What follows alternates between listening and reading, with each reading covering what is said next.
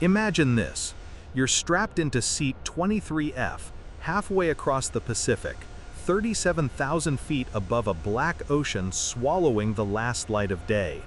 The cabin hums with the quiet rhythm of cruising altitude. Soft murmurs, the occasional clink of a coffee cup, the flicker of a movie screen. Then a scream. Not loud, not long, just sharp enough to freeze the air. A man in the back row lurches forward, his neck gushing crimson, teeth buried in the shoulder of the woman beside him. Blood sprays across the window. No one moves. No one breathes. Because in that instant, you realize this isn't a nightmare. This is the beginning. The zombie apocalypse didn't start in a lab, or a war zone, or some forgotten jungle. It started here, on a commercial airliner. And there's no landing strip long enough to outrun what's coming. What would you do in those first 10 seconds? Would you scream? Would you run? Or would you sit, paralyzed, as the unthinkable unfolds just rows away? Because unlike every movie you've ever seen, there are no streets to flee down, no safe houses, no military evacuations. You're trapped. A metal tube hurtling through the sky, packed with 180 souls, and now, at least one of them isn't human anymore.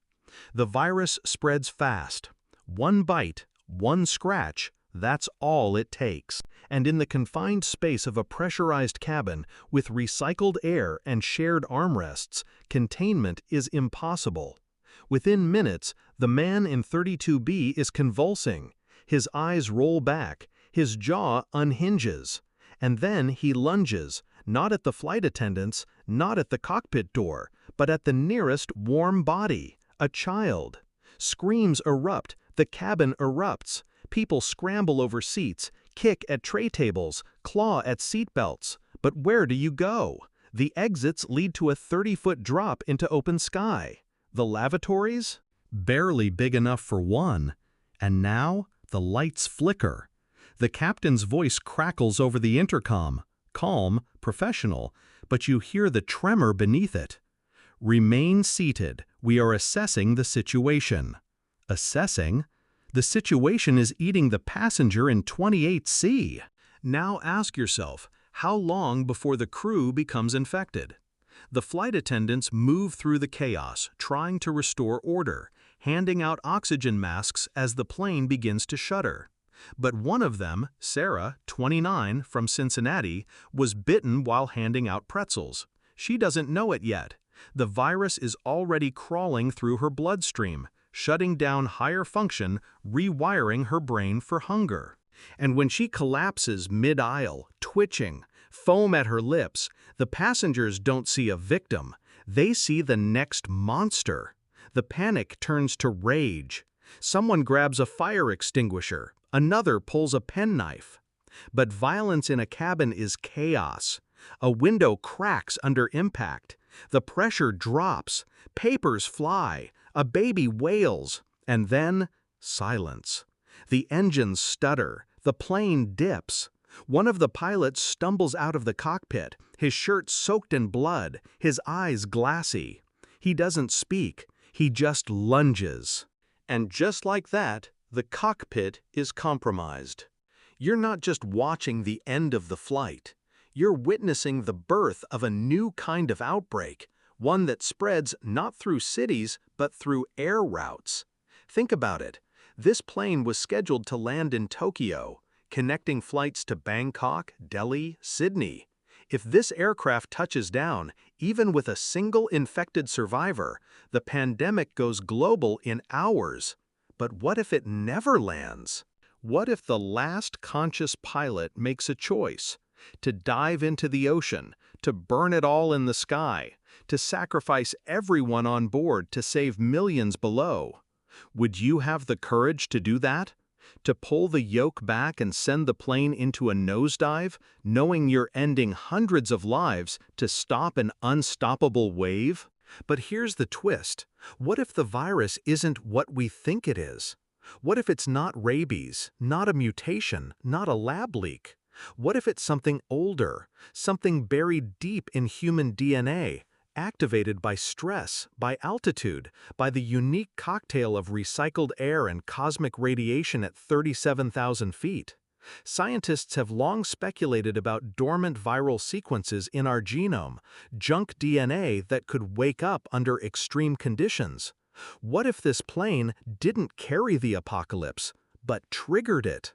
A perfect storm of biological, atmospheric, and psychological pressure, flipping a switch in the human brain that hasn't been flipped in 100,000 years. And now, every passenger isn't just infected, they're evolving, becoming something faster, smarter, hungrier. Not mindless shamblers, but predators with a terrifying clarity. They don't moan, they whisper. They don't wander, they plan. Now imagine you're still alive. You've barricaded yourself in the galley, behind a cart of frozen meals, listening to the wet thuds of bodies against the cockpit door. You've seen the infected, how they move in unison, how they avoid the emergency lights, how they seem to understand the layout of the plane. This isn't random, this is coordination. And then you notice something worse. One of them, just one, hasn't attacked. A woman in business class, calm, watching. Her eyes meet yours through the gap in the curtain, and she smiles. Not a grotesque grin of decay, but a knowing, chilling smile, as if she's not infected, but in control. Was she patient zero, or something else entirely? A carrier? A conductor? What if the real horror isn't the outbreak, but the intelligence behind it? The plane is descending now. Autopilot failing. The wings groan. The fuel is low. And you have one decision: try to reach the cockpit and attempt a landing, or accept the inevitable. But here's the unbearable truth. There are no heroes in this story. No last-minute rescues. No deus ex machina. Just choices in the dark. Would you risk opening the cockpit, knowing the infected might follow? Would you try to radio for help, knowing any signal could lead another plane into the same nightmare? Or would you, in the final moments, open the emergency exit and jump, trusting a parachute over a certain infection? And now, picture the aftermath. The plane never makes it to Tokyo.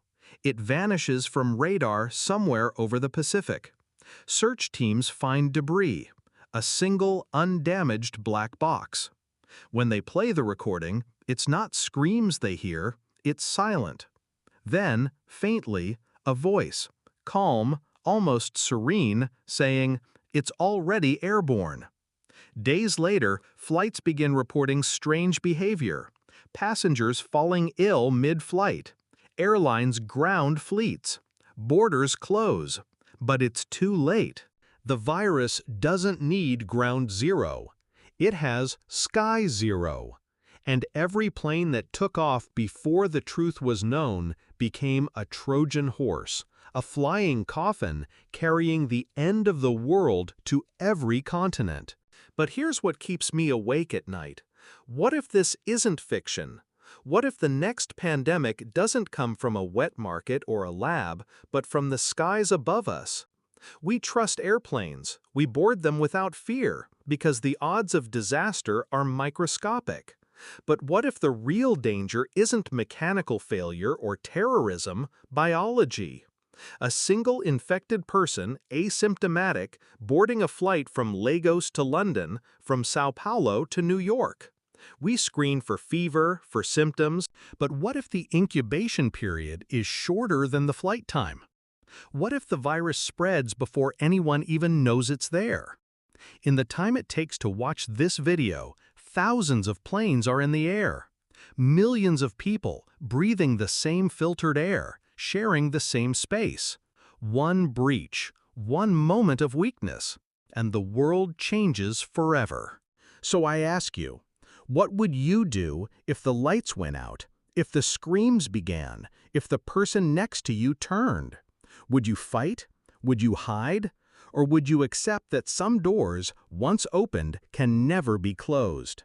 The zombie apocalypse has always been a metaphor for disease, for fear, for the fragility of civilization. But on a plane, it's more than metaphor. It's physics, it's biology, it's inevitability. Because when the walls are thin, the exits are locked, and the ground is miles below, there's no running, no hiding, no second chances. And maybe that's the real horror. Not the zombies, not the blood, not the end of the world. It's the realization that we've built a global society that moves at 500 miles per hour, connected by threads so thin, so vulnerable, that a single bite in the dark could unravel it all. We live in a world where one person, in one moment, can change everything. So the next time you board a flight, look around. At the man reading a book, the child laughing, the woman sleeping. And ask yourself, what if one of them isn't what they seem? What if the end doesn't come with fire and war, but with a whisper, a cough, a smile in the dim cabin light? Because the sky isn't safe, and the next outbreak might not start in a city. It might start above one, floating, silent, inevitable. And when it does, there's nowhere left to run.